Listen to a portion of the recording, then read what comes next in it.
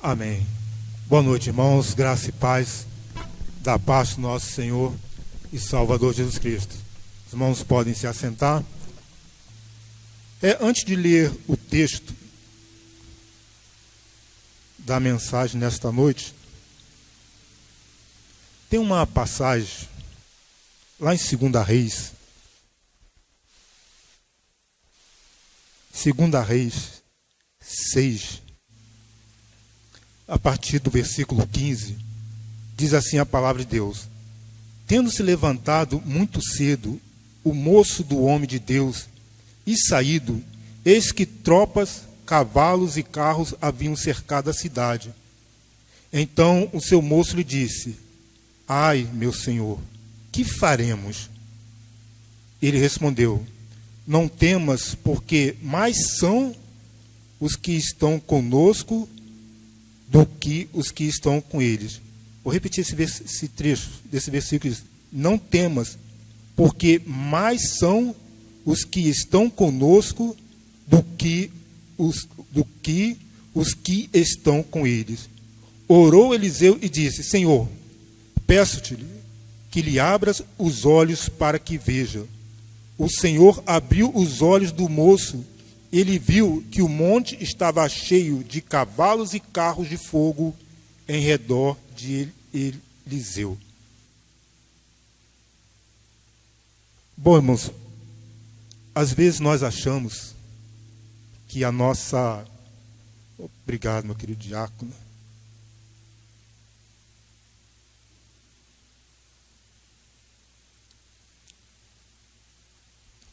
Que a nossa luta, a nossa batalha, ela é carnal, é contra o próximo.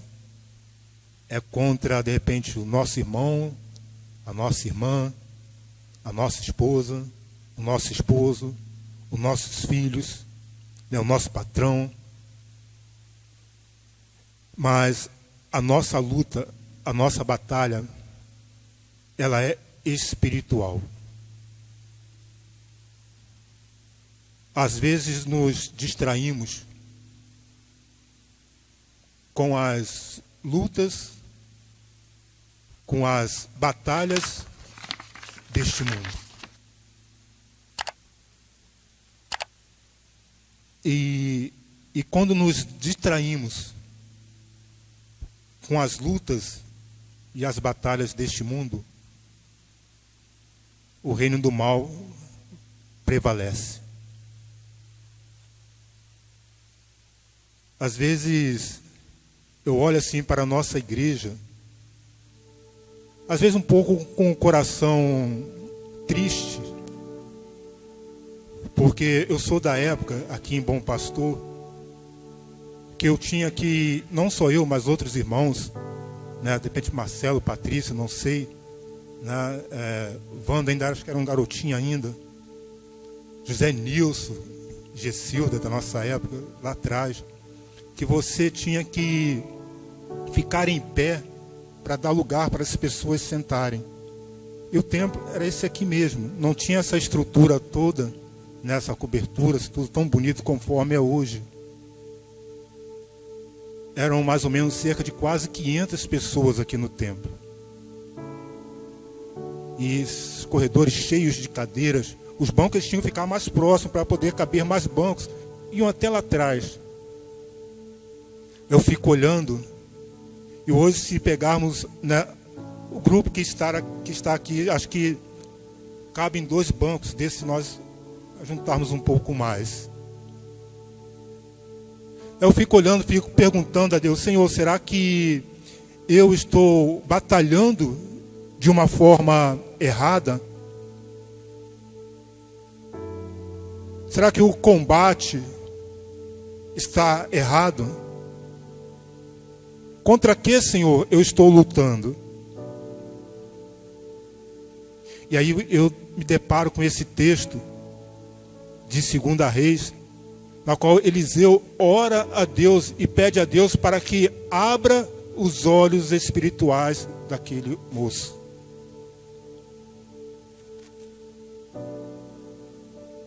E quando ele abriu quando Deus abriu os olhos espirituais dele, ele viu que mais eram o que estavam com ele do que aqueles que vinham contra ele. Então eu peço a Deus que a cada dia abra os nossos olhos espirituais, irmãos, para que possamos combater de uma forma correta, para que possamos combater contra as trevas, contra o inimigo, contra Satanás. Perguntar a Deus: Senhor, por que a PIB em Jardim Bom Pastor não está crescendo, Senhor? Por que almas não estão se rendendo aos teus pés? Abra os nossos olhos, Senhor. Mostra-nos o que precisa mudar, o que precisa ser transformado. E nesta hora, eu preciso me colocar em primeiro lugar. Não apontar para o meu irmão, para a minha irmã: Senhor, mude o coração de A ou de B ou de C. Não, Senhor, mude o meu coração, Senhor. A começar em mim, Senhor Deus. Essa é a responsabilidade de cada um de nós que confessamos Jesus Cristo como Senhor e Salvador de nossas vidas. Nós temos que perguntar isto a Deus. Temos que pedir a Deus: Senhor, abra os meus olhos espirituais, Senhor. Porque senão, irmãos, a igreja vai continuar sofrendo. A igreja vai continuar fria, uma igreja morna. Parece até que maior é o que está no mundo do que o que está em nós, irmãos. Mas a palavra de Deus diz que maior é o que está em cada um de nós. É o Espírito Santo de Deus. É maior do que todas as coisas neste mundo, irmãos. Então tenho que pedir a Deus: Senhor, tira do meu coração, tira da minha mente, Senhor, aquilo que está impedindo o crescimento da tua igreja. Abra os meus olhos espirituais, Senhor. Eu tenho que pedir isso a Deus. Tenho que pedir a Deus: Senhor, me mostre, Senhor Deus, as verdades espirituais contidas na tua palavra, Senhor. Eu preciso pedir isso a Deus. Nós precisamos pedir isso a Deus. Eu preciso me preocupar com o meu irmão, com o próximo. Porque nós somos um só corpo. E às vezes, né, conforme o nosso corpo, às vezes alguns membros do nosso corpo ficam enfermos. E nós cuidamos desta enfermidade. Então precisamos cuidar uns dos outros. Às vezes somos falhos, sim. Cometemos erros, né? Cometemos falhas, deixamos de repente a desejar em alguns momentos. Mas nós temos um advogado que é Cristo Jesus. E quando nós dobramos os nossos joelhos, oramos e pedimos perdão, Deus ele age de uma forma tremenda. E eu tenho certeza que Deus quer agir de uma forma tremenda nesta igreja. Deus quer usar cada um de nós, para a honra e glória dele. Mas precisamos nos colocar à disposição. Precisamos nos humilhar perante esse Deus e pedir a Ele: Senhor, tira do meu coração, tira da minha mente, Senhor, tudo aquilo que tem impedido o crescimento do teu reino aqui na face da terra. Então nós precisamos, irmãos, trabalhar e orar como um só corpo, e Cristo como cabeça desse corpo. Que Deus, né, nos ajude nessa batalha espiritual, porque não podemos perder, irmãos, e não vamos perder em nome de Jesus. Não vamos perder, porque nós somos mais do que vencedores em Cristo Jesus. Então se agarre a isso. Não deixe o inimigo tampar os teus olhos espirituais. Não deixe o inimigo tampar os seus olhos espirituais. E se você estiver precisando de ajuda, peça ao seu irmão, à sua irmã. Peça àquele que está do seu lado, que adora a Deus junto com você, que ore por você. Assim, irmão, me ajude nesta caminhada. Me ajude, porque eu não quero desistir. Porque a sua vida é muito preciosa para Deus. A sua vida é preciosa para Jardim Bom Pastor. Você tem um valor tremendo para Deus. E para a PIB Jardim Bom Pastor também. Então não deixe ninguém te roubar isso, não deixe o inimigo te roubar isso, não deixe o inimigo tirar isso de você, não deixe ele tirar a alegria que você tem de estar aqui na casa de Deus, de estar adorando a Deus, de estar servindo a Deus. Contagie outras pessoas com essa alegria, com esse desejo, com essa vontade. Aí eu tenho certeza que vamos ver esses bancos aqui cheios de pessoas remidas e transformadas pelo poder de Deus, irmãos. Pelo poder de Deus. Se Deus permitiu que a PIB Jardim Bom Pastor fosse construída neste local, com essa estrutura, é porque Ele tem coisas grandiosas para realizar aqui através desta igreja, irmãos. Mas nós precisamos combater o bom combate. Precisamos combater o bom combate. Não se esqueça disso. Não perca isso de vista. Porque Deus nos ama e Ele quer nos usar para a honra e glória dEle. Amém? Bom, irmão, voltando aqui o texto.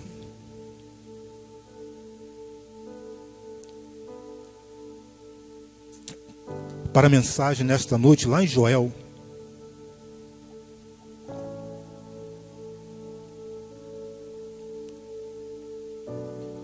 Joel capítulo 2.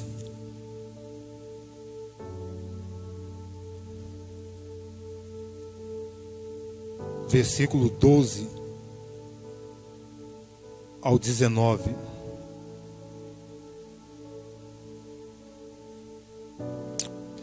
Eu gostaria de fazer uma leitura alternada. Eu vou ler o 12, amada igreja, o 13, e assim até chegarmos ao versículo de número 19. Joel capítulo 2, do 12 ao 19.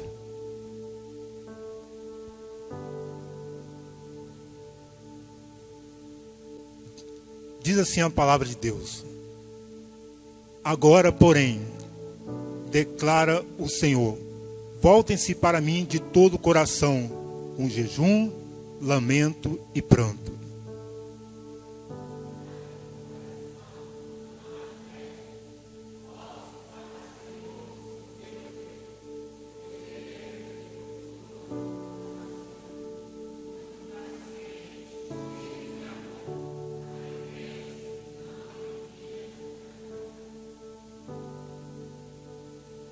Talvez ele volte atrás, arrependa-se e ao passar deixe uma bênção. Assim vocês poderão fazer ofertas de cereal e ofertas derramadas para o Senhor, o seu Deus.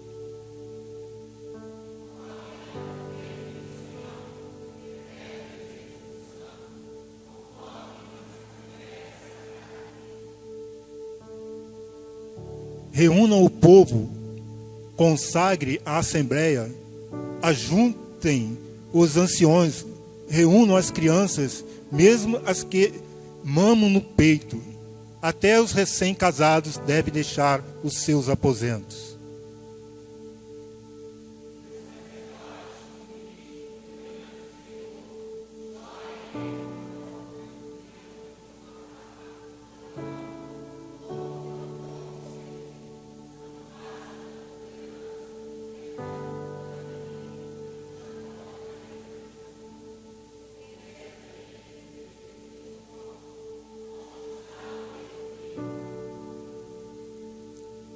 Então o Senhor mostrou zelo por sua terra e teve piedade do seu povo.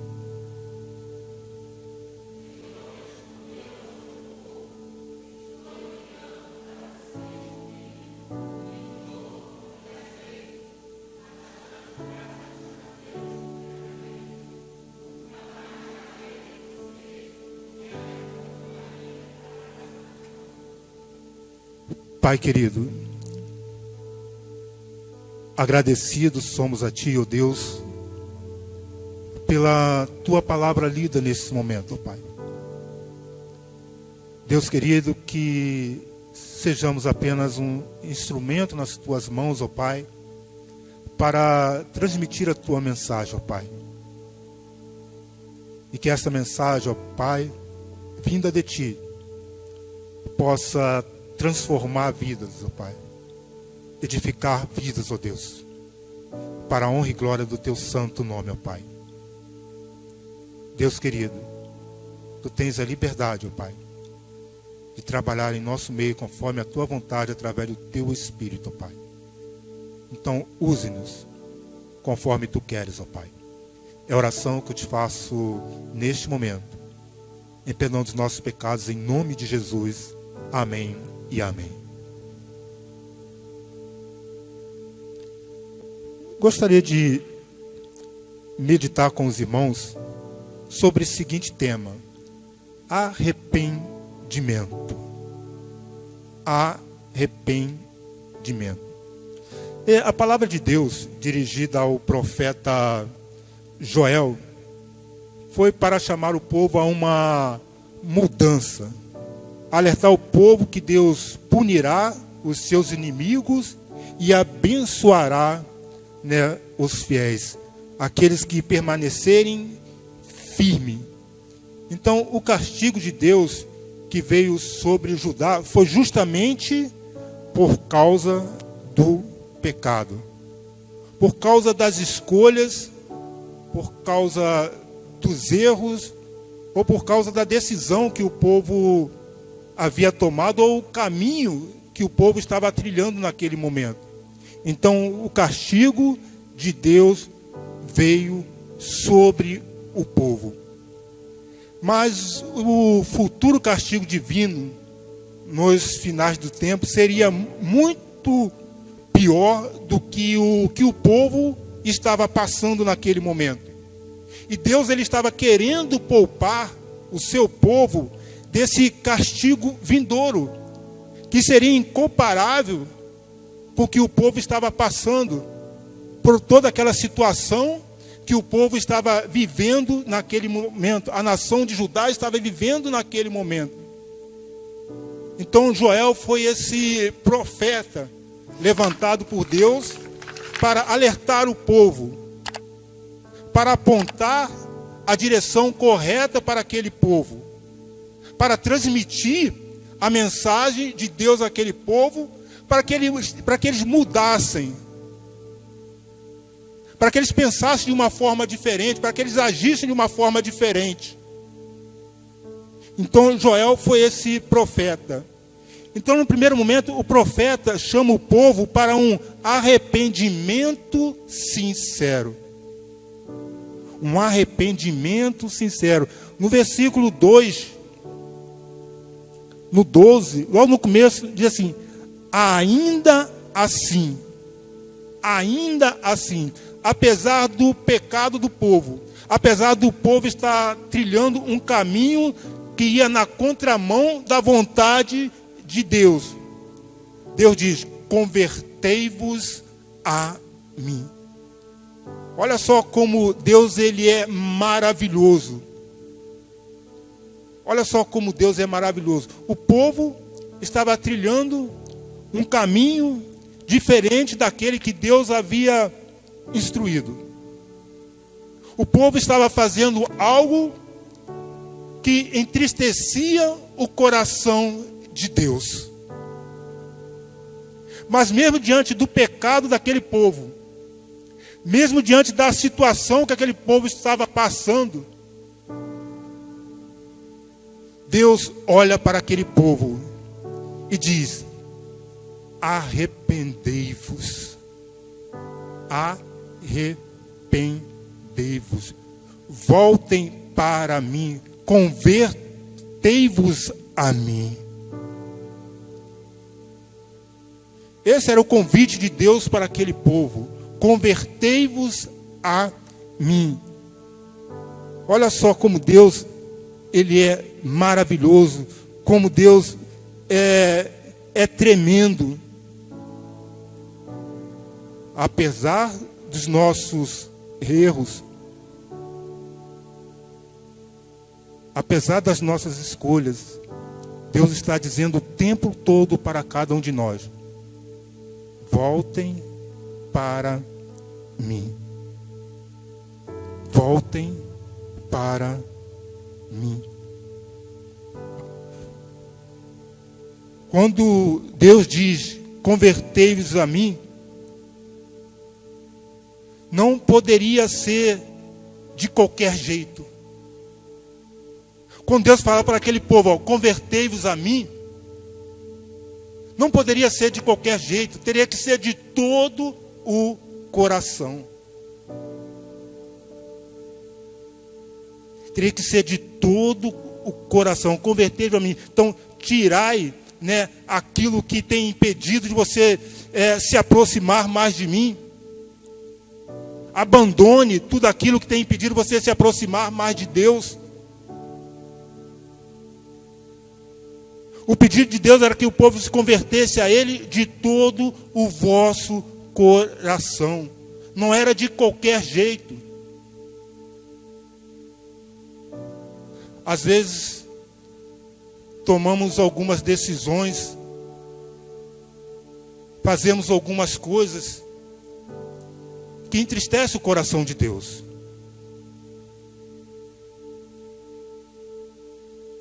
Às vezes, falamos que servimos e adoramos a Deus. Mas será que essa nossa decisão tem sido realmente de todo o nosso coração? Ou só temos adorado a Deus com os lábios? Ou não temos adorado a Deus em espírito e em verdade? Deus procura adoradores que o adorem em espírito e em verdade.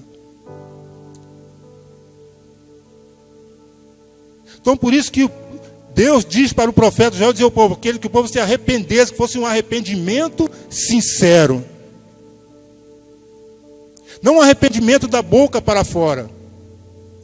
Não um arrependimento que hoje eu estou arrependido e amanhã pratico as mesmas coisas. Então isso não é arrependimento. Eu diria que seria um remorso.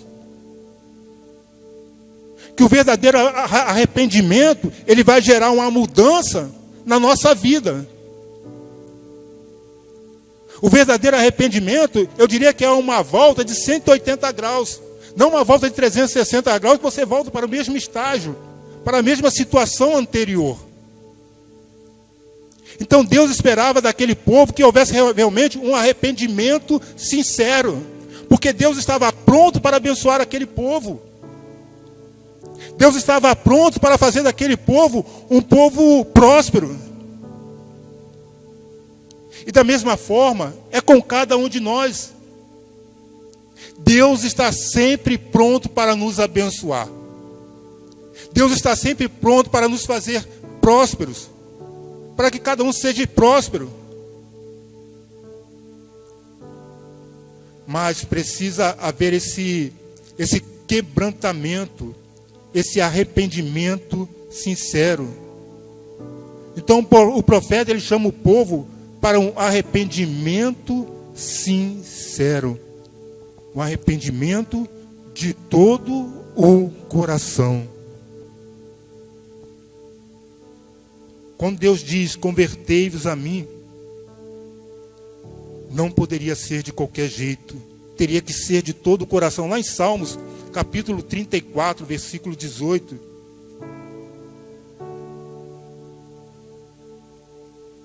Salmos 34, 18, se o irmão puder botar ali para a gente. Diz assim: o Senhor está perto dos que têm o coração quebrantado e salva os de espírito abatido. O Senhor está perto daqueles que têm o coração quebrantado.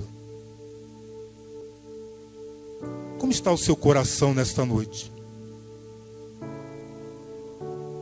Como está o seu coração? Seu coração está quebrantado? É uma mudança que começa de dentro para fora. É uma mudança de mente, é uma mudança de atitude de vida, é uma mudança de pensamento, é uma mudança verdadeira, é uma mudança sincera. A mudança de um coração quebrantado pelo Espírito Santo de Deus. Como está o seu coração? Seu coração tem se voltado plenamente para Deus ou ele está dividido entre dois senhores? Como está o seu coração?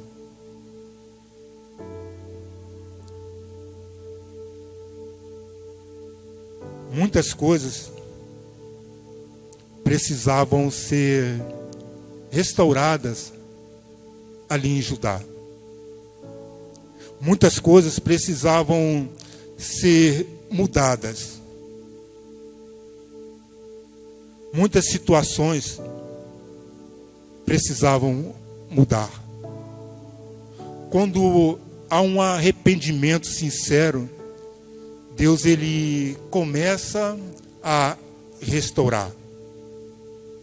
Há uma restauração material, lá conforme no próprio livro de Joel, capítulo 2, a partir, não vou ler para não tomar muito tempo, mas depois os irmãos podem ler lá em Joel, próprio livro de Joel, capítulo 2, a partir do versículo 21 até o versículo 27, nós vamos ver que quando há um arrependimento sincero, Deus ele começa a restaurar. Então, uma restauração material.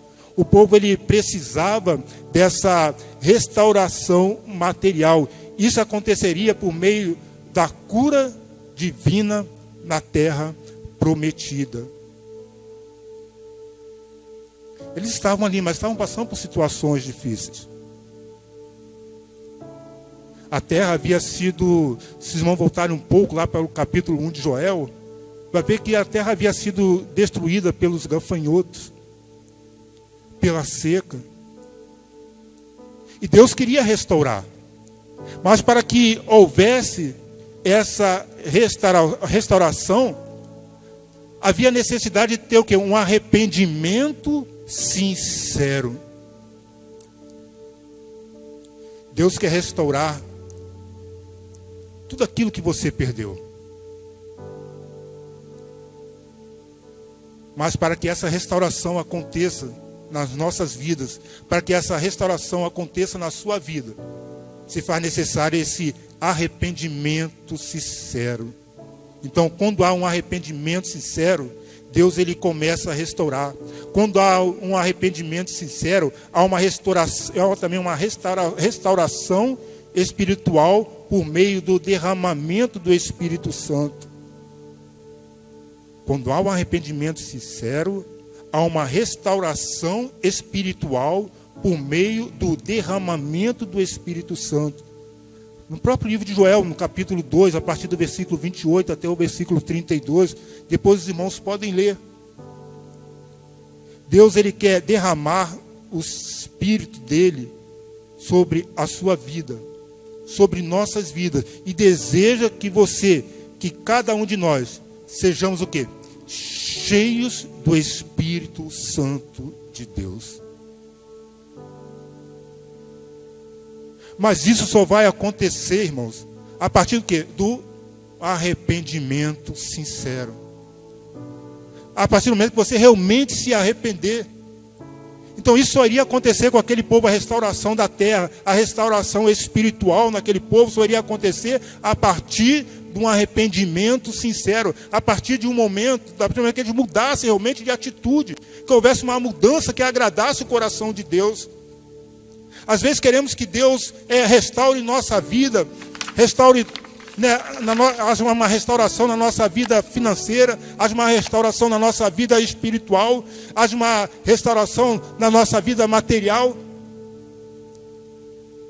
Mas às vezes não estamos andando de acordo com os planos de Deus para cada um de nós.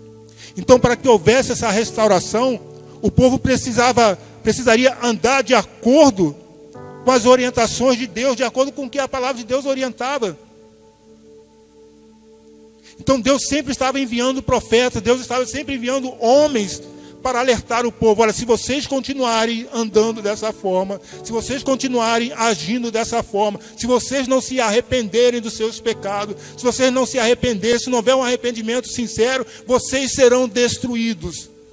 Uma coisa interessante que, né, nesse texto eu percebo algo assim, que não era só a preocupação de Deus, não era só aquele momento que o povo estava vivendo, aquela bagunça que estava ali naquele momento, mas sim o que aquela bagunça que estava ali naquele momento, a forma que o povo estava vivendo naquele momento, iria levar eles para uma destruição maior ainda.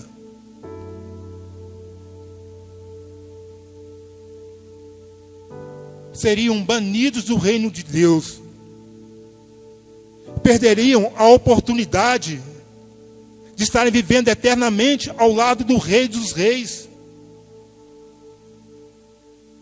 Então essa era a preocupação maior de Deus com aquele povo, porque Ele tinha coisas grandiosas para aquele povo, da mesma forma que Ele tem coisas grandiosas para cada um de nós. E Ele deseja que cada um de nós abandonemos tudo aquilo que tem nos impedido de recebermos algo maior da parte dEle. O problema é que o povo estava muito materialista, estava muito apegado no agora, naquele momento. Não estava tendo a visão do reino, não estava tendo a visão daquilo que Deus tinha preparado para cada um deles. Então por isso o profeta diz, arrepender, mas tem que ser um arrependimento sincero, porque senão vocês não vão entrar no reino de Deus. Vocês não vão desfrutar daquilo que Deus tem de maior para cada um de vocês. E Deus tem algo grandioso para cada um de nós. Ele tem algo grandioso para a sua família. Ele tem algo grandioso para o seu filho, para a sua filha, para o seu esposo, para a sua esposa. Mas se faz necessário passar por esse arrependimento. Se faz necessário um arrependimento sincero para que Deus restaure algumas áreas da sua vida. Porque não adianta, irmãos. Se não houver um arrependimento sincero, não vai haver mudanças. Não vai haver mudança na sua vida espiritual. Não vai haver mudança na área material. Não vai haver mudança em nenhuma área da sua vida. Mas através do arrependimento sincero, mudanças acontecerão da parte de Deus sobre sua vida, sobre a sua família.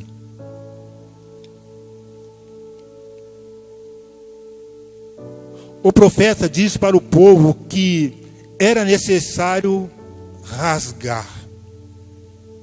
Olha só o que nos diz lá Joel 2, versículo 13. Apenas a parte A diz assim, rasgai o vosso coração e não as vossas vestes. Nós vemos vários textos na Bíblia de homens de Deus que rasgaram as suas vestes.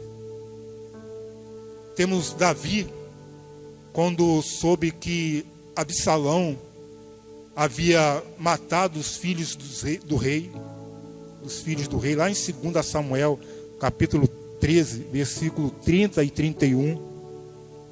Depois, irmãos, podem ler. Josué também rasgou as suas vestes quando os israelitas foram derrotados ali naquela batalha ali na cidade de Ai, lá em Josué capítulo 7, versículos 5 e 6. Eram, essa atitude tanto do rei Davi quanto de Josué e outros, eram atitudes que demonstravam indignação, tristeza e reprovação. Quando a palavra de Deus diz, rasgai o vosso coração e não as vossas vestes, não estava querendo que o povo apenas tivesse uma atitude externa, mas principalmente uma mudança interna. Muitas pessoas estão demonstrando uma atitude apenas de arrependimento externo, como se fosse um ritual, para serem assim vistos pelos homens. Esse tipo de atitude só tem levado as pessoas cada vez mais para o fundo do poço. Talvez, com as atitudes que você tem tido, ou talvez essas atitudes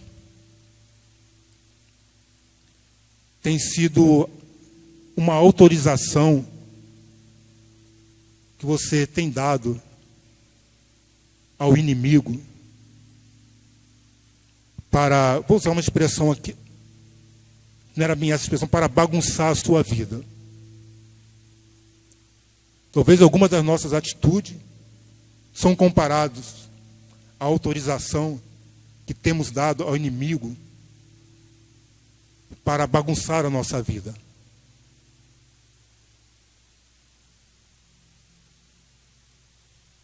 E nessa noite, através do Espírito Santo, Deus está dizendo para você, rasgue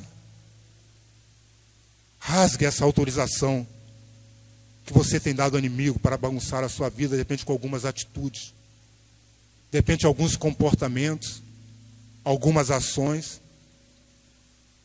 Se transforma em autorização que temos dado para o inimigo bagunçar a nossa vida. E Deus está dizendo para cada um de nós, rasgue essa autorização que você tem dado ao inimigo. Mude de atitude. Se arrependa. Mude de atitude. Rasgue esta autorização que você tem dado ao inimigo. E você sozinho não vai conseguir fazer isso. Em batalha espiritual, você não batalha sozinho. Se você for sozinho ou sozinha para uma batalha espiritual, você vai perder. Agora, numa batalha espiritual, se você for com Cristo Jesus, se você for em nome de Jesus, se você for na direção do Espírito Santo, você será mais do que vencedor. O inimigo não vai conseguir te derrotar. O inimigo não vai conseguir te vencer, porque você está indo em nome de Jesus. Você está indo pelo sangue derramado na cruz do Calvário por cada um de nós. Então, batalha espiritual você só vence com Cristo Jesus. Então, era necessário o povo rasgar. Rasgar não as suas vestes, mas rasgar o seu coração. Era uma mudança que tinha que vir de dentro para fora. Não é apenas uma mudança exterior, mas uma mudança interior. E essa mudança interior, ela é refletir tanto interiormente quanto exteriormente. Então Deus está esperando do povo esse tipo de mudança. Deus espera de cada um de nós esse tipo de mudança. Uma mudança que venha de dentro para fora. Não uma mudança externa apenas para mostrar para as pessoas. Não, irmãos. Não é esse tipo de mudança que Deus espera de cada um de nós. Mas é uma mudança que as pessoas possam ver Cristo Jesus em nossa vida. Eu sempre gosto daquele texto lá que Paulo diz, não vivo eu, mas Cristo vive em mim. Essa é a mudança que Deus espera de cada um de nós, que as pessoas possam ver Cristo em nosso viver, que as pessoas possam ver Cristo em nosso andar, que as pessoas possam ver Cristo em nosso falar, que as pessoas possam ver Cristo em nossas atitudes. Deus queria dar somente vitória para o povo, mas precisava dessa mudança. Precisava de haver esse arrependimento. Esse arrependimento que vinha de dentro para fora, não um arrependimento exterior, mas sim interior. E Deus estava pronto para realizar grandes coisas através daquele povo. Mas eles tinham que rasgar não as suas vestes, mas o seu coração. Algo que vinha de dentro para fora. Um arrependimento verdadeiro. Uma adoração verdadeira. Uma mudança verdadeira.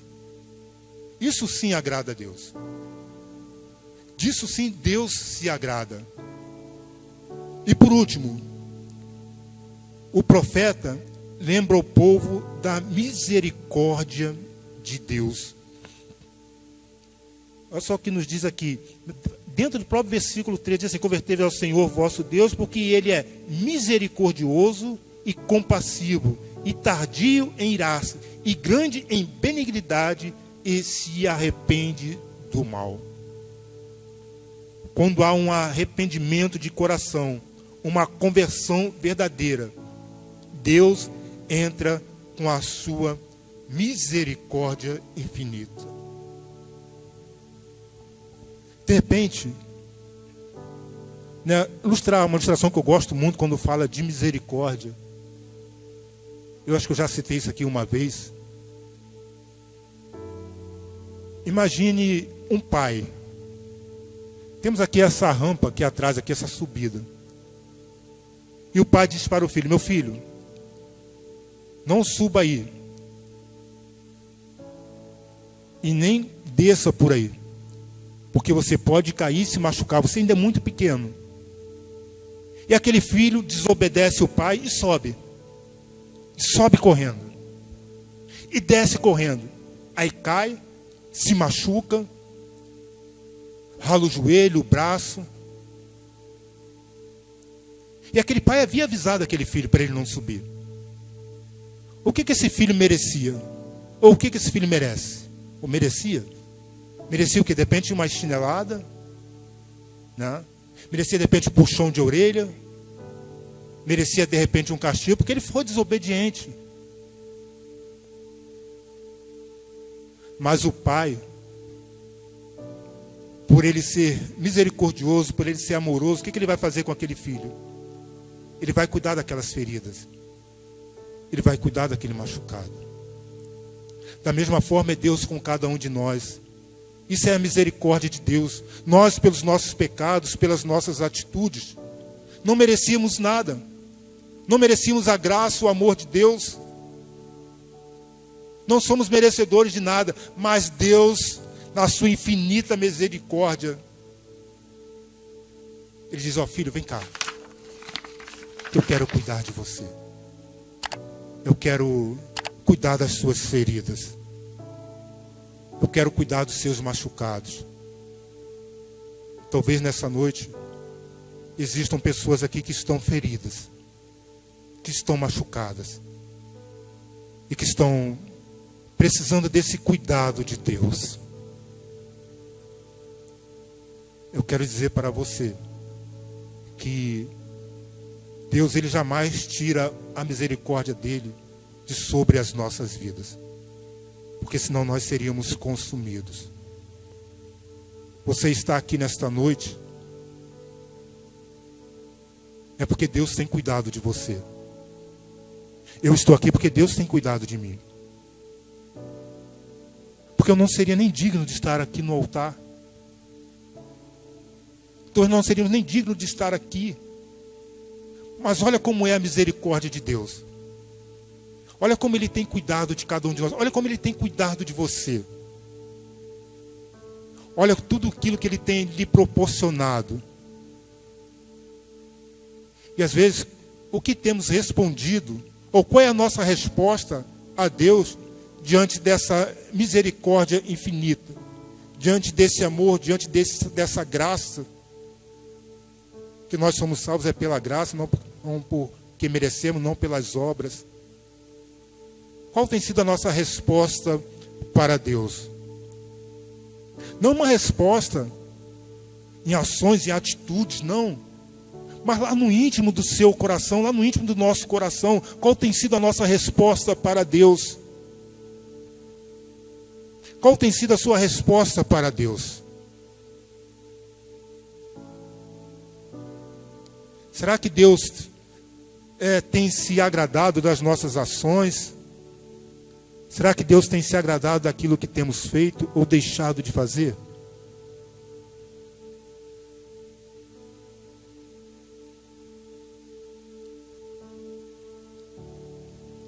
O mesmo Deus que cuidou daquele povo no passado, que disse para o povo: se vocês se arrependerem, eu vou restaurar todas as áreas da sua vida. É o mesmo Deus de hoje. Deus, ele não muda. Deus, ele é o mesmo ontem, hoje e eternamente. E esse mesmo Deus quer cuidar de você, quer cuidar da sua família. Ele quer pegar cada um de nós pelos braços e conduzir para a eternidade. Há algo grandioso, algo que os nossos olhos, a nossa mente não consegue alcançar, preparado lá nos céus para cada um de nós. Cada um de nós. Algo grandioso para você, para você, para você, para você. Preparado lá nos céus. Mas lá só vai entrar aqueles que verdadeiramente se arrependeram, que verdadeiramente se converteram, que verdadeiramente reconheceram Jesus como Senhor e Salvador de suas vidas. O estar só na igreja, isso não garante salvação para ninguém. Porque a palavra de Deus, lá em Mateus, diz: nem todo aquele que diz Senhor, Senhor, entrará no reino dos céus, mas aquele que faz a vontade do meu Pai que está nos céus. Se você deseja entrar nesses céus, você precisa fazer a vontade de Deus. Mas, pastor, como eu vou saber a vontade de Deus para a minha vida? Está aqui nas Sagradas Escrituras. Tudo que Deus quis revelar a cada um de nós está aqui nas Sagradas Escrituras.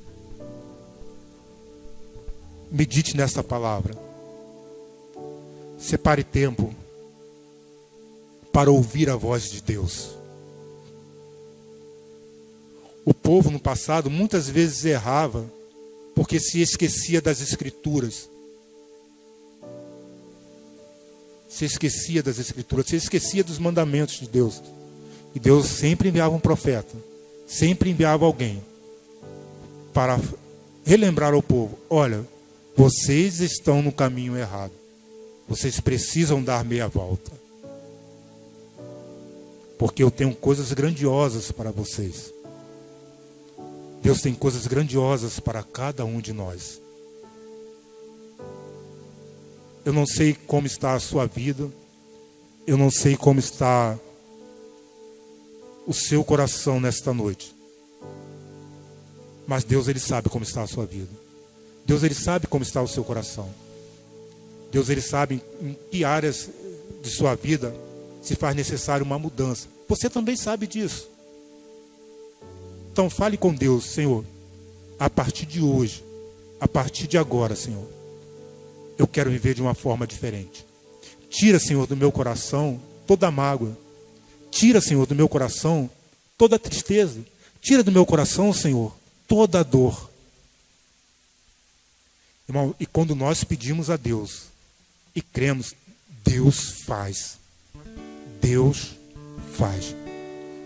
Ele faz não pelo nosso merecimento, é pelo amor dele. Pelo amor dele a você. A você, a você, a você. A cada um de nós. Então não deixe que as coisas passageiras desse mundo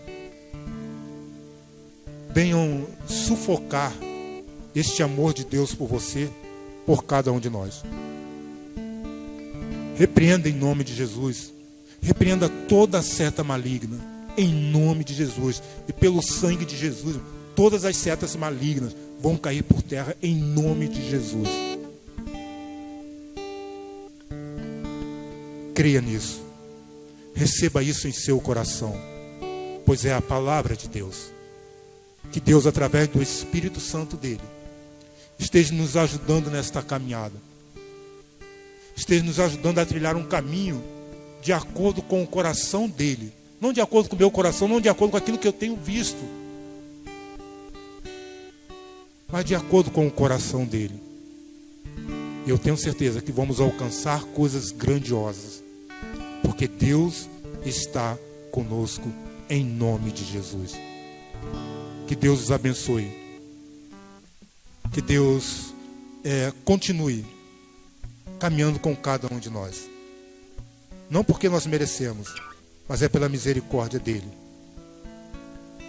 Se for necessário, que ele nos quebre e nos faça de novo, para a honra e glória dele. Amém? Que Deus assim nos abençoe. Que o Espírito Santo de Deus continue trabalhando em cada coração, depende de aquilo que não foi dito, ou aquilo que os irmãos por algum motivo não entenderam. Que o Espírito Santo de Deus possa iluminar, esclarecer o poder da palavra dele em cada coração. Que você possa, durante essa semana, meditar em tudo aquilo que você ouviu no dia de hoje, tudo aquilo que você leu a respeito de Deus no dia de hoje. Que isso possa ser um combustível para essa semana, para que semana que vem você possa estar com o seu tanque vazio, chegando aqui, enchendo o tanque novamente, para mais uma semana de luta, mais uma semana de vitória, em nome de Jesus. Que Deus abençoe, em nome de Jesus.